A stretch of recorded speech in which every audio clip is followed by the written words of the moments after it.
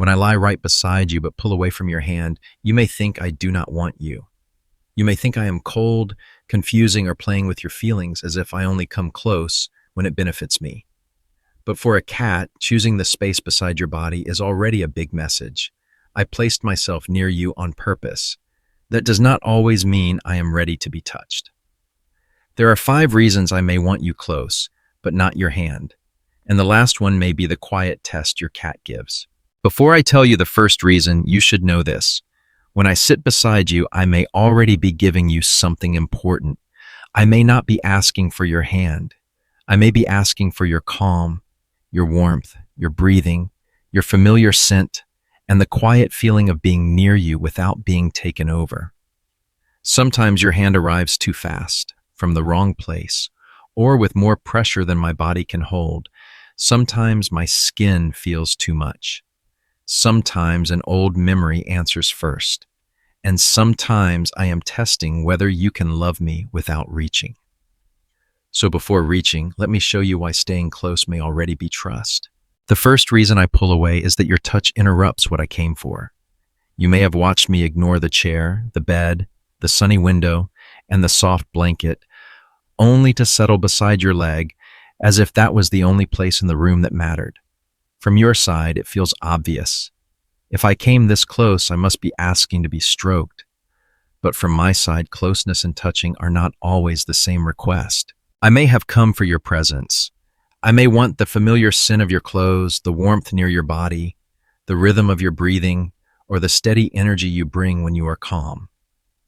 For many cats, being near someone they trust can be its own comfort.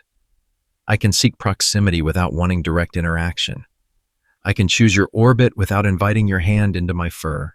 Think of a quiet friend who sits beside you without needing conversation. The silence is not empty. It is the point.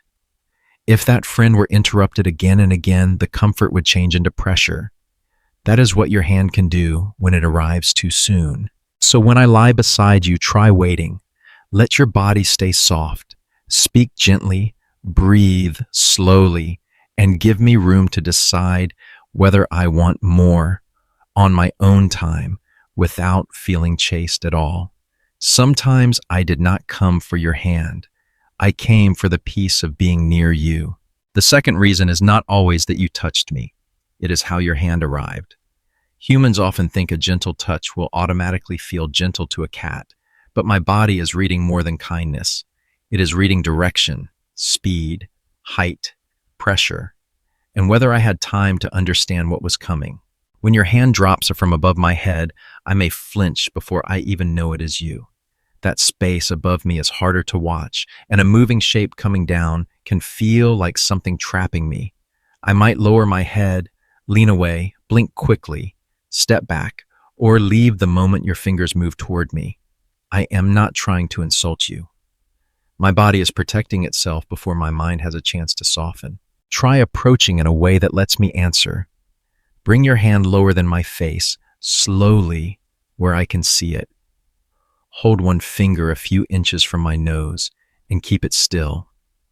Do not chase my face with it. Let me come forward, sniff, pause, and decide. If I touch my nose to you, rub my cheek against you, or push my head into your hand, that is a yes. And it matters because I was allowed to choose first without pressure or surprise.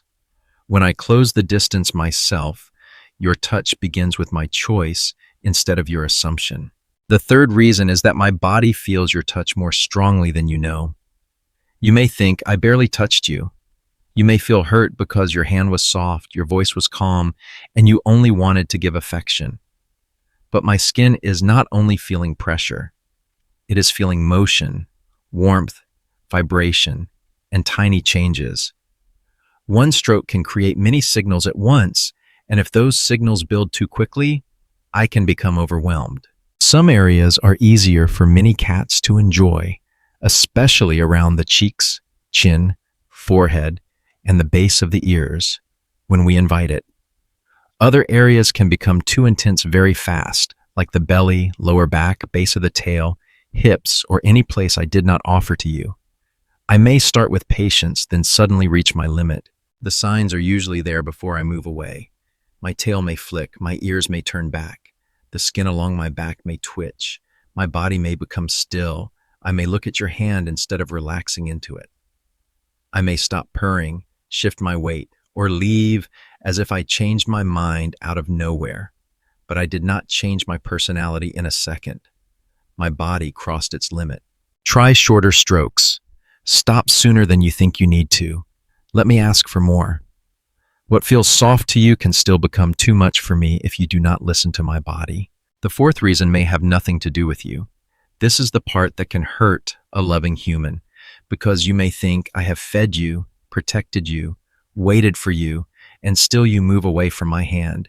You may wonder what you did wrong, but sometimes the answer is not in this room. Sometimes it came from a room before you. A hand may once have meant pain.